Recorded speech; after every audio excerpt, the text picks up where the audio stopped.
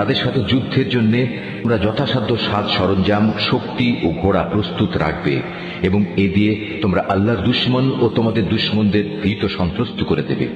এছাড়াও কিছু লোক আছে যাদের পরিচয় তোমরা জানো না, শুধু আল্লাহ তাআলাই তাদের চেনেন। আল্লাহ তাআলার পথে তোমরা যা কিছুই ব্যয় করবে তার পুরোপুরি প্রতিদান তোমাদের পরকালে আদায় করে দেওয়া হবে এবং তোমাদের উপর বিন্দু মাত্র জুলুম করা হবে না।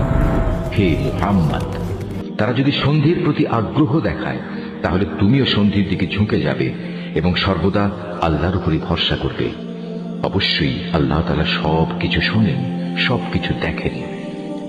আর যদি কখনো তারা সন্ধির আড়ালে তোমাকে ধোঁকা দিতে চায় তাহলে তোমার দুশ্চিন্তাগ্রস্ত হওয়ার কোনো কারণ নেই, কেননা তোমার রক্ষার জন্য তো আল্লাহ তাআলাই যথেষ্ট। তিনি তাঁর সরাসরি সাহায্য ও একদল মোমেন দ্বারা তোমাকে শক্তি জুগিয়েছেন। আল্লাহ তাআলা এই মোমেনদের দিলকে পারস্পরিক ভালোবাসা ও সম্প্রীতির বন্ধনে আবদ্ধ করে দিয়েছেন। অথচ তুমি যদি দুনিয়ার যাবতীয় সম্পদ এর পেছনে ব্যয় করতে, তবু তুমি এই মানুষদের দিলকে ভালোবাসার বন্ধনে আবদ্ধ করতে পারতে না। কিন্তু আল্লাহ তাআলা এদের মাঝে প্রীতি স্থাপন করে দিয়েছেন।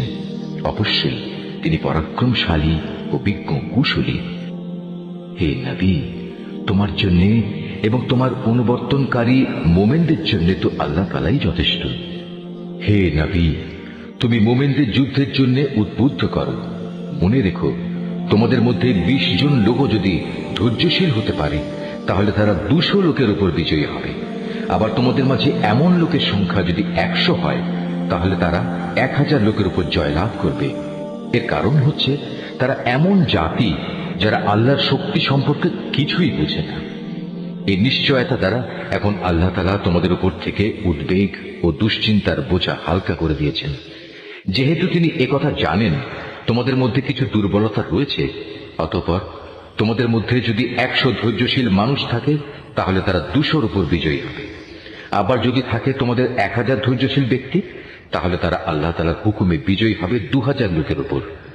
জেনে রেখো, আল্লাহ তাআলা ধৈর্যশীলদের সাথেই রয়েছেন। কোন নবীর পক্ষেই এটা শোভা পায় না যে তার কাছে বন্দীদের আটক রাখবে যতক্ষণ পর্যন্ত সে জমিনে রক্তপাত ঘটাবে এবং আল্লাহর শত্রুদের নিপাত না করে দেবে।